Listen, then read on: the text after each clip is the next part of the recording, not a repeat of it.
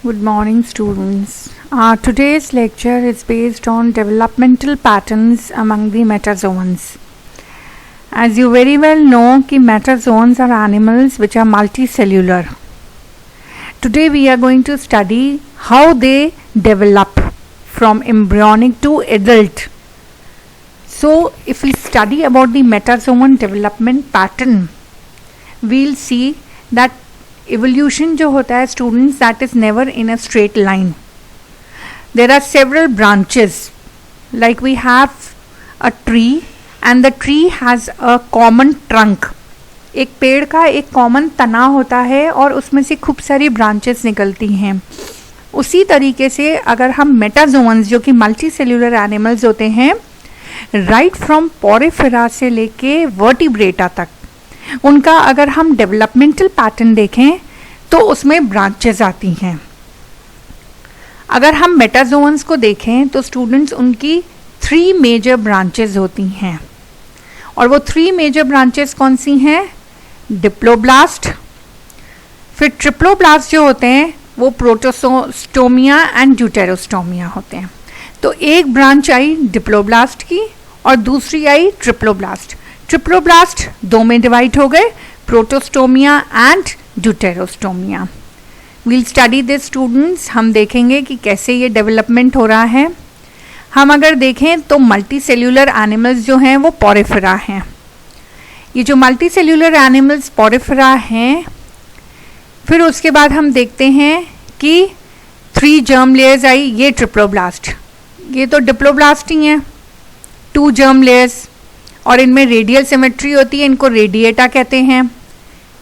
इन 2 germ layers ये रही Porifera, Cnidaria, Coelenterata और टीनोफोरा, कोम जेलीज. ये तीनों हो गए डिप्लोब्लास्टिक एनिमल्स. ये हम पहले भी पढ़ चुके हैं. इन डिप्लोब्लास्ट के अलावा हमारे पास आ गए ट्रिप्लोब्लास्ट एनिमल्स जिसमें 3 जर्म लेयर्स आती हैं. अब जो ट्रिप्लोब्लास्ट एनिमल्स होते हैं वो ज़्यादातर बायलेटरल सिमेट्रिकल होते हैं, बायलेट्रिया.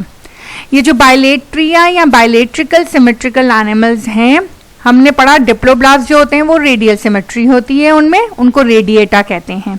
और जो ट्रिप्लोब्लास्ट होते हैं जिसमें 3 जर्म लेयर्स हैं, they are bilateral symmetry ones, इसलिए उन्हें बायलेट्रिया कहते हैं.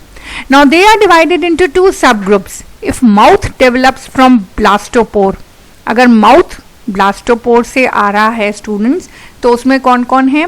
आर्थ्रोपोडा, नेमाटोडा, एनेलिडा, और ये माइनर फाइला आ गए ब्रैकियोपोडा, प्रायोप्यूलिडा, सैपनक्यूलिडा, मोलस्का, रोटिफेरा, प्लैटीहेलमिन्थिस. ये माइनर फाइला आ गए आपके. Now mouth arises from blastopore, और जिन ट्रिप्लोब्लास्टिक एनिमल्स में एनस अराइजेस फ्रॉम ब्लास्टोपोर वो हैं आपके Echinodermata, Hemichordata, urochordata, cephalochordata and vertebrata. इनको हम कहते हैं deuterostomes. So triploblastic animals are of 2 types, protostomes and deuterostomes. We have examples of deuterostomes, that is from echinodermata to vertebrata, and protostomes students right from platyhelminthes to mollusca. Platyhelminthes to mollusca, you have protostomes. Now in protostomes we studied that mouth develops from blastopore, and in deuterostomes anus develops from blastopore. Now protostomes again based on cleavage, that is spiral cleavage and molting. They are again basically of 2 types, Lophotrochozoa and Echidiozoa. लोफोट्रोकोजोआ में क्या होता है, जिन्हें हम स्पाइरेलिया भी कहते हैं, spiral cleavage आता है. और एकाइडाइसोजोआ में स्टूडेंट्स आते हैं आर्थ्रोपोडा, जो मोल्टिंग, जिन एनिमल्स में मोल्टिंग होती है, एकाइडाइसोजोआ, इनमें मोल्टिंग होती है आर्थ्रोपोडा, नेमाटोडा एंड प्रायोप्यूलिडा. सो ये बेसिक पैटर्न है स्टूडेंट्स जिसमें हम पढ़ते हैं कि किस तरीके से एम्ब्रियोनिक डेवलपमेंट हो रहा है. नाउ हमने किससे स्टार्ट किया था स्टूडेंट्स? पोरिफेरा से. जो हमारा बेसिक मल्टी सेल्यूलर ऑर्गेनिजम्स हैं वो हमारे पोरिफेरा से स्टार्ट हो रहे हैं. पोरिफेरा को हम पैराजोन्स भी कहते हैं. बिकॉज सम जो टैक्सोनॉमिस्ट हैं they do not consider porifera as metazoans. Why? Because their development pattern is entirely different. इसलिए डिफरेंट है क्योंकि उसमें 3 major types of somatic cells होते हैं. 3 major type of somatic cells तो हैं, but one of these somatic cells, the archaeocyte, these archaeocytes are like stem cells and they can differentiate into all the other cell types in the body. So that is why हम sponges को कई taxonomist metazoans में नहीं रखते और उनको रखते हैं parazoans में because of archaeocytes. अब अगर हम डिप्लोब्लास्ट की बात करें तो इनमें 2 germ layers होती हैं, एक्टोडर्म एंड एंडोडर्म. मीजोडर्म नहीं है तो सीलोम भी नहीं होगी. अब हमने पढ़ा डिप्लोब्लास्ट में स्टूडेंट्स कौन कौन आते हैं, cnidarians, coelenterata, jellyfishes and hydras and ctenophores जिनको हम कोम जेलीज कहते हैं. डिप्लोब्लास्टिक को हम रेडिएटा भी कहते हैं क्योंकि इनमें रेडियल सिमेट्री होती है. नौ जो बायलेटरल सिमेट्री वाले एनिमल्स होते हैं वो सारे ट्रिप्लोब्लास्टिक होते हैं. रिमेंबर 3 जर्म लेयर्स हमारी प्लैटीहेल्मिन्थस से आ चुकी हैं. नौ ये बायलेटरल सिमेट्री है इसीलिए हम इन्हें बायलेट्रिया कहते हैं और ये प्रोटोस्टोम्स या ड्यूटेरोस्टोम्स होते हैं. Proto means first, so mouth develops first from blastopore. Coelom या बॉडी कैविटी भी आ जाती है इनके अंदर. और प्रोटोस्टोम्स की 2 ब्रांचेस हैं, इकाइडाइसोजोआ. इकाइडाइसोजोआ में वो एनिमल्स आते हैं जिनमें मोल्टिंग होती है. अब मोल्टिंग किन में होती है, आर्थ्रोपोडा में. ठीक है.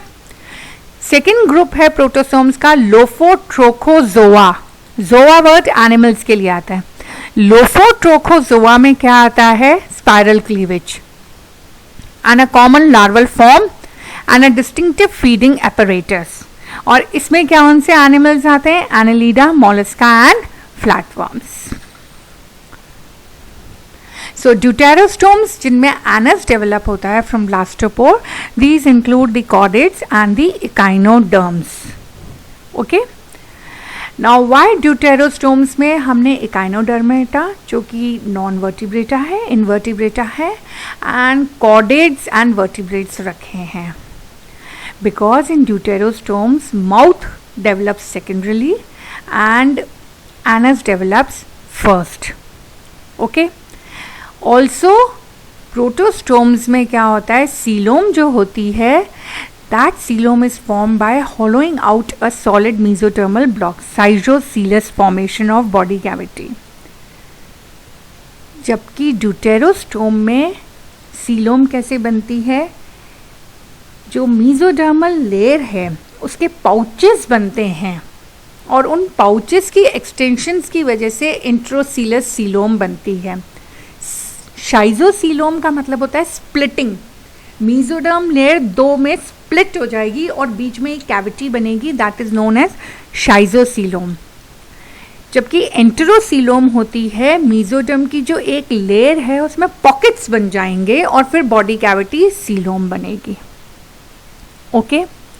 ये तो हमने बताया स्टूडेंट्स बेसिक बॉडी प्लान कि 2 जर्म लेयर्स हैं तो डिप्लोब्लास्टिक एंड रेडिएटा होते हैं. वो 3 जर्म लेयर्स हैं तो बायलेटरल सिमेट्री होगी एंड ट्रिप्लोब्लास्टिक होंगे.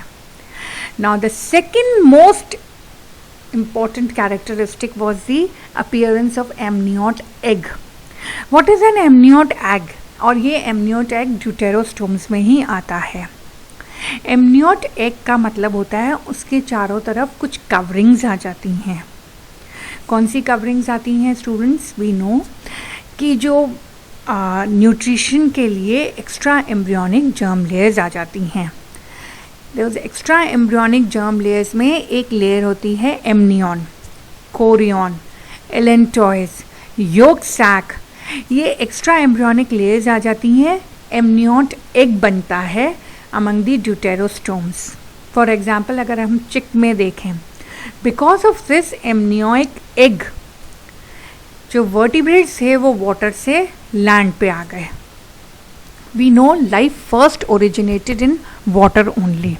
और एम्फीबियंस की अगर हम बात करें तो एम्फीबियंस में क्या होता है स्टूडेंट्स, उनको फर्टिलाइजेशन के लिए फिर से पानी में जाना पड़ता है. क्योंकि उनमें एमनियोट एग नहीं है, वो एन एमनियोट्स हैं। जिनमें भी एमनियोट एग होगा स्टूडेंट्स, वो हमेशा लैंड पे ही रहेंगे। अगर हम वर्टिब्रेट्स देखें तो they are 5 type of vertebrates, fishes, amphibia, reptile, aves and mammals. उसमें फिशेस एंड एम्फीबिया जो हैं वो अभी भी पानी में फर्टिलाइजेशन हो रहा है, क्योंकि वो एन एमनियोटा हैं। जो एमनियोट्स हैं वो हमारे रेप्टाइल से हैं, क्योंकि मैंने आपको बताया उनमें 4 जर्म लेयर्स आ गई, एम्ब्रियोनिक एक्स्ट्रा एम्ब्रियोनिक लेयर्स आ गई। इन 4 एक्स्ट्रा एम्ब्रियोनिक लेयर्स में हर एक लेयर का अपना अपना फंक्शन है, and because of that survival was possible on land. Okay, now because arthropods भी फर्स्ट टेरेस्ट्रियल इनवर्टिब्रेट्स हैं, तो उनमें भी कुछ कुछ एमनियोट एग टाइप स्ट्रक्चर बना। Not true amniotic egg, we are going to say not true amniotic egg in arthropoda, वहां पे शेल आ गया। ओके, सो ये डिफरेंस आ गया स्टूडेंट्स की आर्थ्रोपोड भी जो है वो फर्स्ट लैंड इनवर्टिब्रेट्स आ गए। सो हमें 2 बातें याद रखनी है डेवलपमेंटल पैटर्न्स में। सबसे पहला तो germ layers and body cavity, and second हमें याद रखना है डेवलपमेंट ऑफ एग। इस डेवलपमेंट ऑफ एग की वजह से जो मेटाजोअन्स थे, जो वर्टिब्रेट्स थे, वो लैंड पे आ सके। सो जब भी developmental patterns in metazoans question आएगा student, we have to understand कि first we are going to exemplify how diploblast and triploblast were formed. Like in diploblast we'll say radial cleavage, in triploblast bilateral cleavage, then triploblast में से 2 branches निकली, protostomia and deuterostomia. Those deuterostomia that could survive on land, why? Because of the development of amniot egg. So these are the 2 major changes that we have to exemplify in our answer on developmental patterns in metazoans.